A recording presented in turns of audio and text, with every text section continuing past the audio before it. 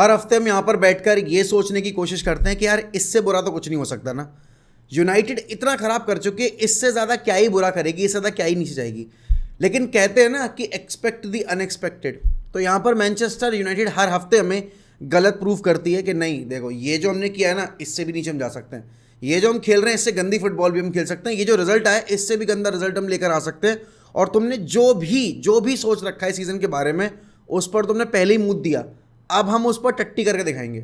और भाई इतनी गाड़ी टट्टी की है कि अगर आप खुरपी लेकर भी छुटाओगे ना तो ना छूट पाए।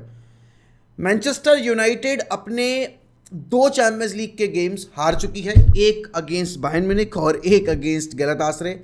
कल आप एक्सपेक्ट करते हो भाई ओल्ड ट्रैफर्ड है, टर्न आउट करेगा एंड डेफिनेटली आपको एक 12th मैन वाली बैकिंग देगा।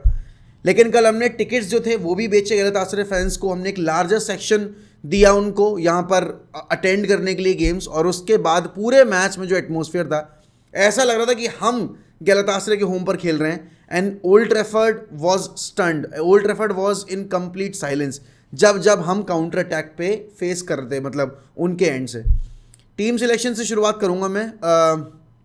आई थिंक जो हमारा बेस्ट पॉसिबल एक लाइनअप हो सकता था विद दिस, वो हमने उतारा। रैशफोर्ड के टीम सिलेक्शन पर मैं नाखुश था लास्ट गेम में, बट कल के गेम में आई थिंक मैंने एक वो बैठा ली थी भाई अंडरस्टैंडिंग अपने दिमाग में कि चलो ठीक है, चैंपियंस लीग की नाइट है, रैशफोर्ड के पास एक्सपीरियंस है चैंपियंस लीग में परफॉर्म करने का। बट यहाँ पर गर्नाचो अभी थोड़ा सा रॉ है, थोड़ा सा ज़्यादा यंग है, इसलिए एक इंपॉर्टेंट फिक्चर में, एक होम फिक्चर में, let's not put गर्नाचो under pressure and हम रैशफोर्ड के साथ ही जाते हैं। अब पता है कल की डिफीट ने बहुत सारी जो चीज़ें ढक दी हैं, या फिर आप कह सकते हो जिनके बारे में डिस्कशन शायद इतना ना हो पाए क्योंकि नेगेटिव्स इतने ज़्यादा है कि पॉजिटिव्स पे इतना ध्यान नहीं जाएगा, वो होगी रैस्मुस हॉयलैंड की और मेसन माउंट की performance. And I know I am the same guy who said कि मुझे मेसन माउंट की साइनिंग का जो एक लॉजिक है वो समझ में नहीं आ रहा।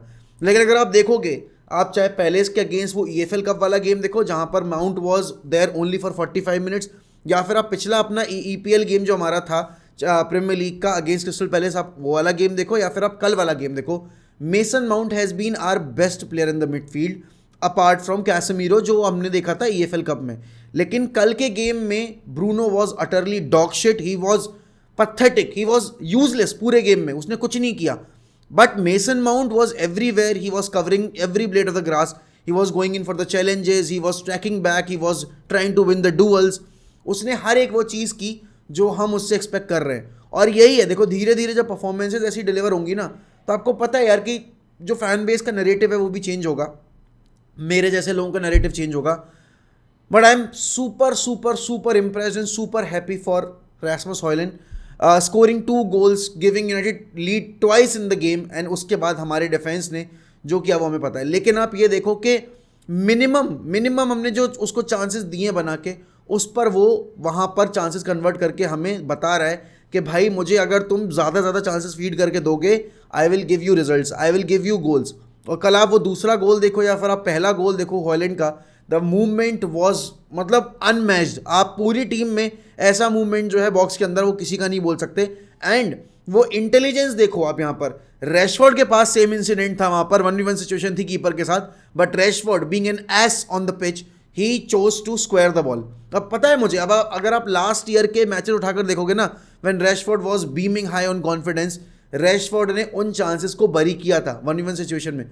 बट कल जब एक ओपन गोल आपको मिल रहा है, एक बिग चांस आपको मिल रहा है, और आप वहां पर इतनी बेवकूफ़ी भरी हरकत कर रहे हो, मतलब रैशफोर्ड जैसा प्लेयर जो कि एक्यूट से एक्यूट एंगल पे शॉट लेने का ट्राई करता है, जहां पर आपको पता है कि possibility of going keeping that ball in to the net is minimum, मतलब आप कह सकते हो ऑलमोस्ट क्लोज टू जीरो, वहां पर वो बंदा शॉट लेने को तैयार होता है। और यहां पर जहां पर आपको एक ओपन चांस मिल रहा है गोल स्कोर करने का, वहां पर मार्कस रैशफोर्ड ने अपना जो एक्चुअल स्टैंडर्ड है वो शोकेस कर दिया।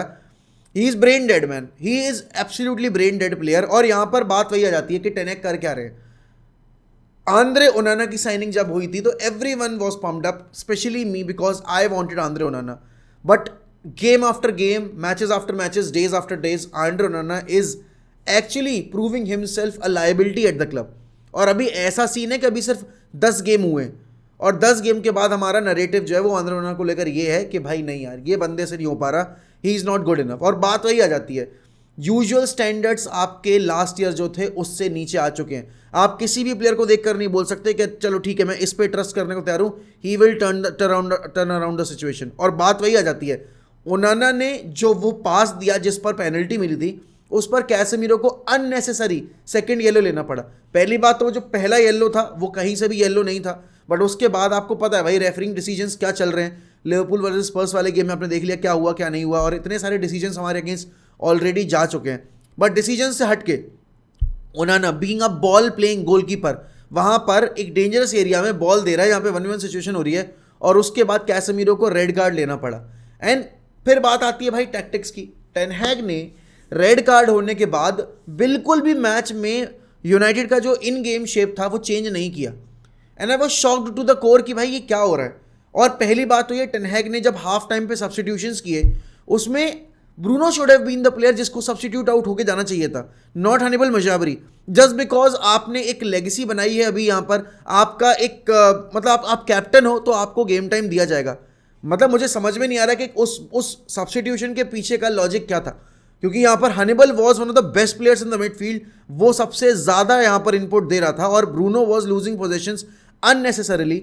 तो कैसे आपने फिर ब्रूनो को सब्स्टिट्यूट आउट मतलब नहीं किया और यहाँ पर हनीबल को बिठा दिया बाहर, और आपने 3 ऐसे मिडफील्डर्स बिठा दिए मिडफील्ड में कैसेमीरो के अलॉन्ग साइड, जो कि वर्क रेट के मामले में उतने अच्छे नहीं हैं, जो कि डिफेंसिव आपके जो एक एरिया है जिसमें आपको इंप्रूवमेंट चाहिए थी, क्योंकि आप यहाँ पर ग्राउंड टसल हार रहे थे, आपने ग्राउंड डुअल्स हारे हैं उनके अगेंस्ट में, आपने एरियल डुअल्स हारे हैं उनके अगेंस्ट में। आपका पासिंग परसेंटेज अगर आप देखो, एक टीम जो कि मैच जीतने के लिए खेल रही है और जिसको पता है भाई कि सामने वाली टीम बहुत वल्नरेबल है, Galatasaray is not the strongest team in the squad अगर आप देखो आपके ग्रुप के अंदर, एंड यहां पर आप उनके अगेंस्ट बुली होकर गए हो, your pass accuracy was less than 80%, that is utterly disgraceful. वहां गैलातासराय की तो 70 से भी कम थी, बट उनको जरूरत ही नहीं थी ना, क्योंकि हम उनको खुद गेम परोस के दे रहे थे।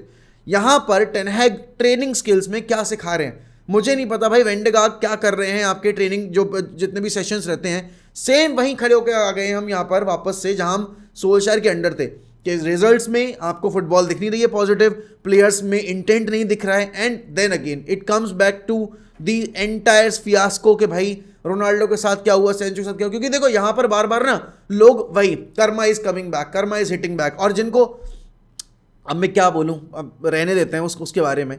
बट द पॉइंट इज कि मैनचेस्टर यूनाइटेड में आप देखो इस वक्त पे ना कोई फुटबॉलिंग पैटर्न दिख रहा है, ना आपको कैरेक्टर दिख रहा है, ना आपको हंगर दिख रहा है मैचेस जीतने का। And I feel really really sorry for Rasmus Højlund कि बंदे का इतना बेहतरीन गेम गया और उसके बाद भी उसके बारे में ज़्यादा बात की नहीं जाएगी।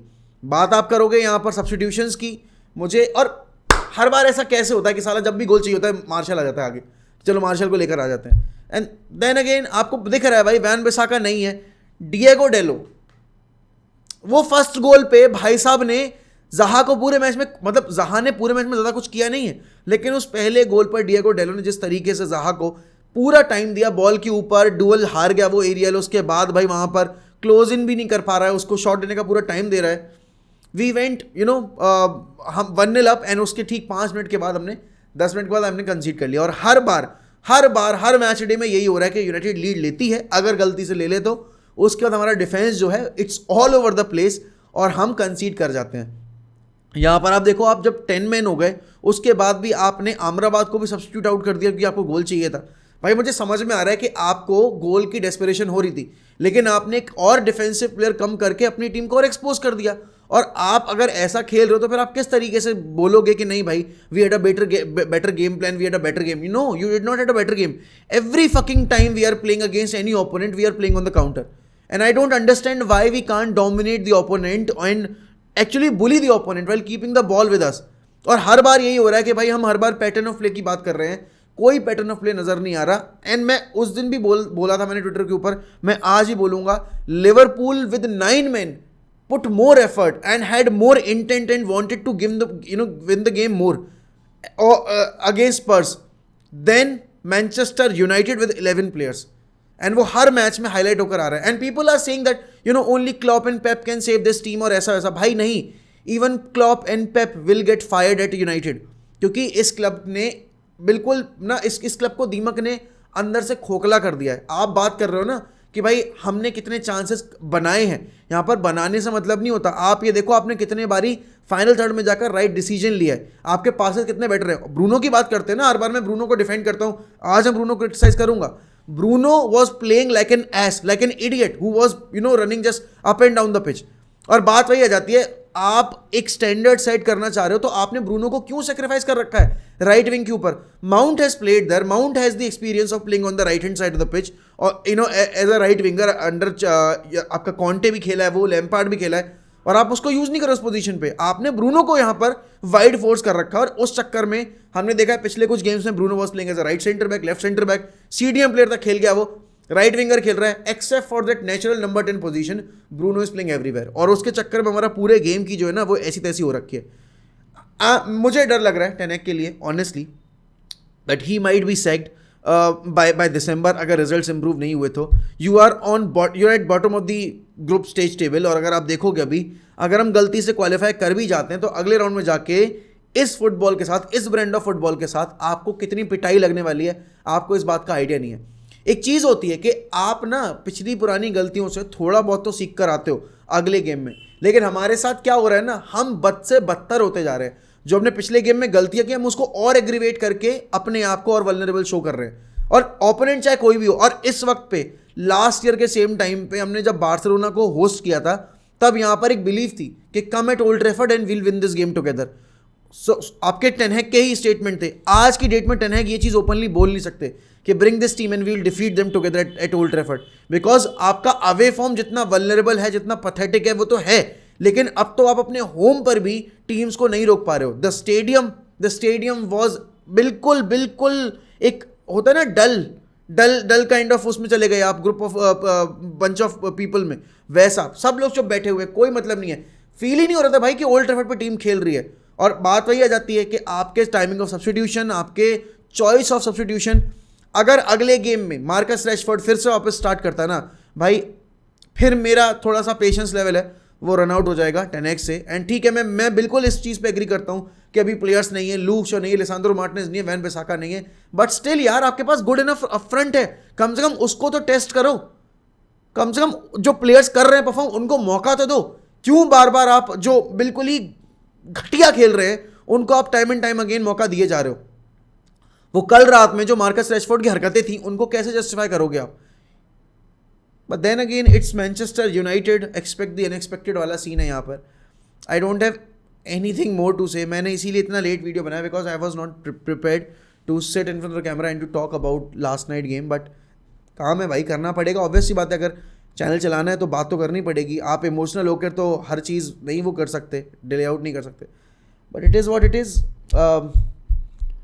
आप लोग बता दो मुझे कमेंट सेक्शन में भाई आपको क्या लग रहा है, टेन हैग ये सीज़न सर्वाइव कर पाएंगे या नहीं कर पाएंगे, और ऐसा क्या चेंज करना चाहिए हमें जिससे हमारा जो एक चार्म है ओल्ड ट्रैफर्ड पे वो लूज़ हो गया वो वापस आ जाएगा एंड हम थोड़ा सा विनिंग मोमेंटम में जाएंगे। क्योंकि ये टीम अच्छी फुटबॉल खेल सकती है, और ये टीम ने अच्छी फुटबॉल खेली थी पहले इसके against without Bruno and Rashford. क्या ब्रूनो और रैशफोर्ड दिक्कत है या फिर पता नहीं क्या प्रॉब्लम है।